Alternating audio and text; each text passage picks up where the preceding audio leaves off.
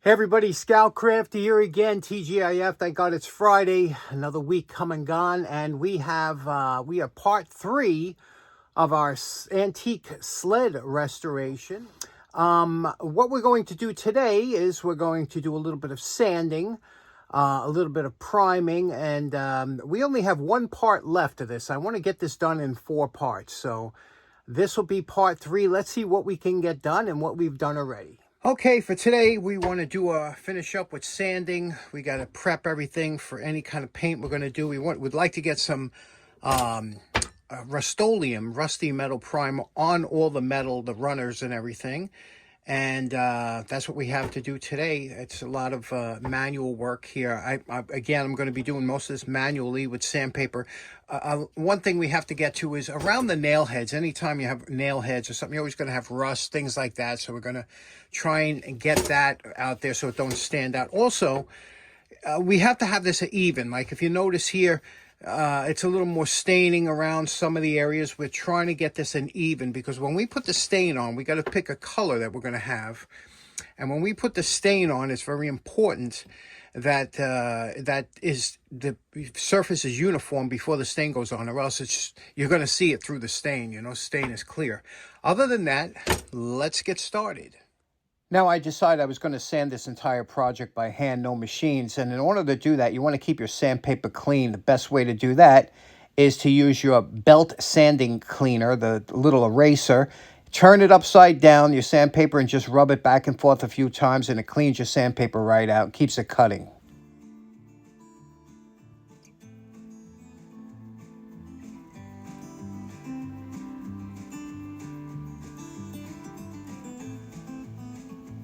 In any restoration, there's always going to be a time when you'll need a piece of hardware that you don't have in stock, which especially with these older sleds or anything old, you know, the head sizes might be different or something. So you always have to make your own. Now, we're missing about 5 nails from the top of here. So to make a batch of 5 is super easy. Now, I have something that's close. It's the same length. If it wasn't the same length, you would just cut it off with a pair of nips. But the head size is just a little bit bigger, and this one has a slight dome to it. So what we're going to do is we're going to trim this down a little bit, put a little dome on it with the belt sander.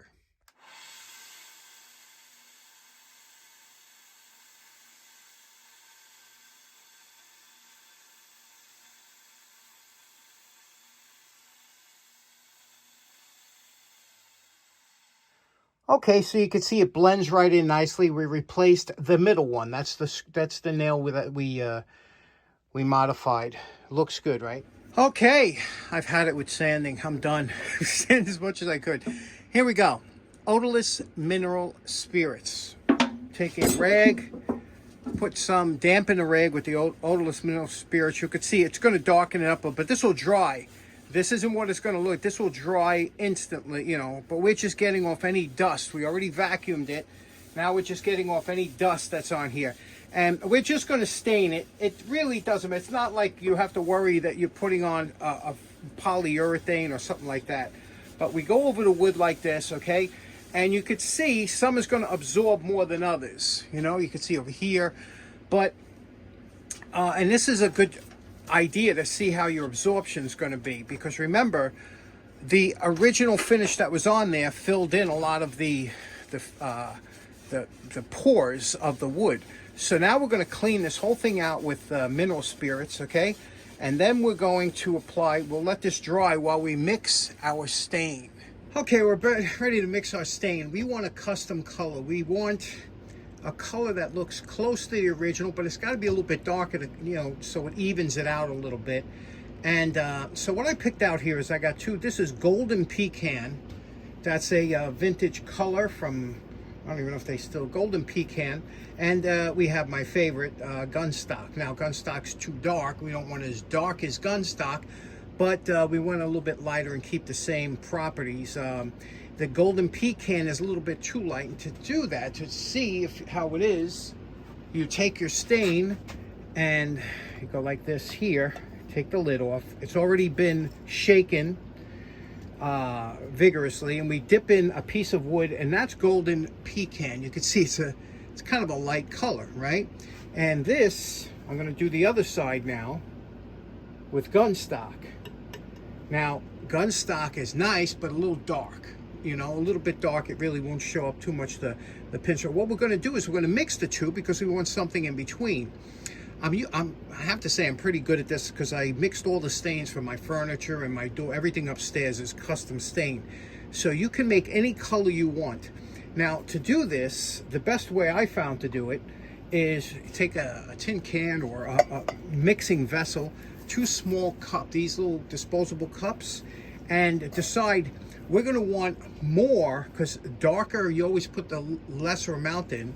And so we're going to want, and the reason we're using the cups, if you ever tried to pour out of the can, you just make a mess. So I take these little cups like this, okay, and there we go. We transferred it with no mess. So you see what we have in there? We have 1 cup of here. We're going to do another about a half a cup. Again, like I said, I'm doing this by eye because I'm pretty good at it. And then what we're going to do is we're going to take the gun stock, mix it in, okay? And that's all we're going to need. That'll do more than enough for the sled. Now we'll mix this up real good, and then we'll take a piece of test wood and see what it looks like. This is where all those scraps of wood come in handy that you might have. Now you just take it like this. You're going to dip it in like this, and you take a look at it, okay? Now this is oak. Oak don't really absorb like some of the other woods, but you see it's a lighter than the gun stock, but there we go. See, we're very close to the color we want. I told you I've been doing this for a while, and that's about the color I'm looking for. So we're going to put this on and see how it looks. Now I'm going to start with the bottom first. I'm going to use a swatch of towel. I don't ever use a brush. And you just saturate it like this into your can, and we're going to put a little bit on here, okay? Now, that's exactly the color I'm looking for. So you can see how that goes on like this, and then we're going to wipe this around here, and that's about it. And then we'll wipe the whole sled down and see how, you can't really see the color. I see it's shiny on, can you see that color? Anyway, we'll do the whole thing and I'll show you what it looks like.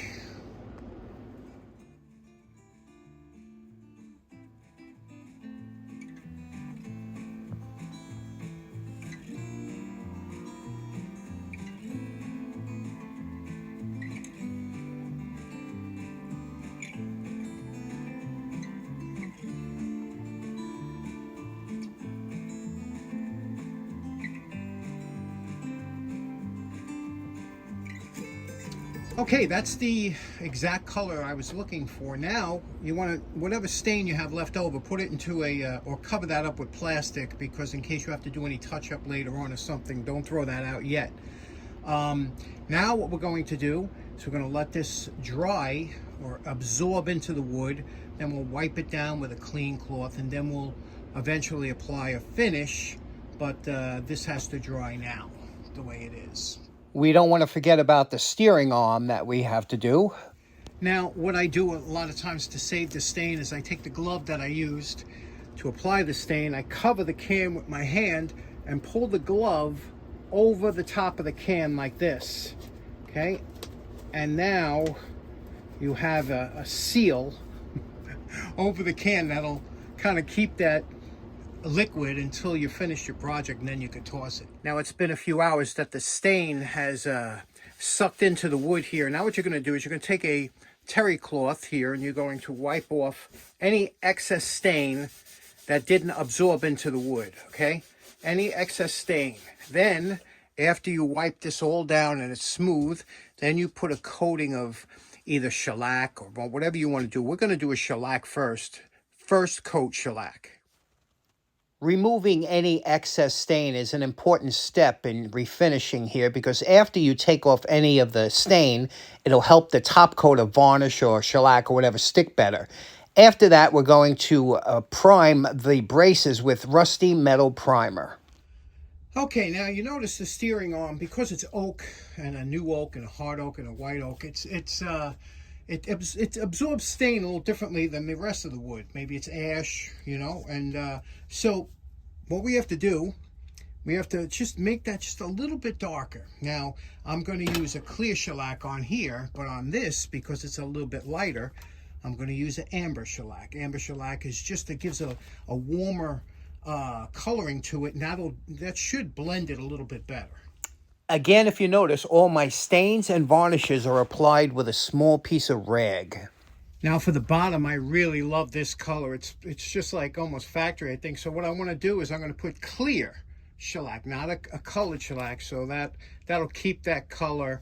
And this is only the first coat. Okay, we had a productive day. You could see here we primed all the rusty metal primer on the runners, the undercarriage, all the metal was done. Painted the rails black. I'm going to leave that. I think that yellow, that's original pinstriping. I'm going to leave that. And we did the pinstriping on the deck. What do you think about the pinstriping on the deck? Now, my buddy Alex was wondering, he's like, how are you going to do that? You know, I got to tell you, since a lot of the pinstriping was there and it was inked, what I used, that's right, Sharpie. Now, I've done this before, but there's a trick to it. It looks good, right? It looks original, looks factory. Let me show you what you have to do if you're going to use this. Now, I don't know how they applied the pinstriping or the decal. There wasn't a decal. It was, I don't know what they used for the flexible flyer insignia, and for the striping. It didn't feel like a paint. It didn't come off like a paint. It felt like an ink. I'm thinking it was like almost like silk screened, or they might have had a template and sprayed over it, whatever it was. But it was very close to an ink, and that's why I used an ink. Now, a marker is nothing more than an applicator for ink. Now, if you want to do pinstriping on something like this piece of wood, and you said, I'm going to put a stripe down here, right? So you take here, you get your marker part, and you come across down here, and you make a stripe. Now, for the most part, you say, that looks not bad. You know, it's a stripe. You can, you know, do it on either side, especially if you get the right, you know, width apart. But the problem is, and always with marker, especially on wood, you have to be careful of draw, especially older wood like that was. When I put this marker here like this, what happens is the ink transfers onto the wood and it bleeds. That means that the wood will absorb the marker from here, and that's why you can't be in one spot too long, because if you're coming down and then like this, and then all of a sudden you stop, what happens is you'll get bleed, where the marker will start to kind of draw into the wood from the actual ink in the marker, and it'll give a kind of a fuzzy appearance. It won't give you that sharp line. These extremes, Sharpie extremes, are very good for doing that striping, because they're not only are they fade resistant, it has a different kind of ink. It's a little bit more expensive, but that's the ones I use, the extremes. And what happens, like I said, if you get that bleed where it starts to draw into the wood, you know, that's a problem. Also, it'll dry out your marker. The wood sucks in that ink so much, it'll dry it out real quick. So what you want to do before you put any kind of a marker on wood is you have to prep the wood. And what I do is I put a coat of shellac onto the wood, make sure it's dry. So this way, when you're writing on shellac, it doesn't bleed. It gives you a clean line. And that's why I had to wait till I stained and shellacked it before I did the pinstriping. If I would have tried before, I might have had some bleeds and whatever. Okay, so in closing, you know, every time you do a step here where you have to dry the paint, so I put it over on the furnace because it's winter time and I can't bring it out, but it dries nice on the furnace, and then I start my next step. So these things take time. Every step has to, especially when you're dealing with paint and whatnot, varnish and things like that. So we do have to apply the decal, still do some hardware touch-up and things like that. So Monday should be the final part and the finale of this. So hope you're enjoying this series so far. Thanks so much for tuning in. Have a great weekend. We will see you then. Bye-bye.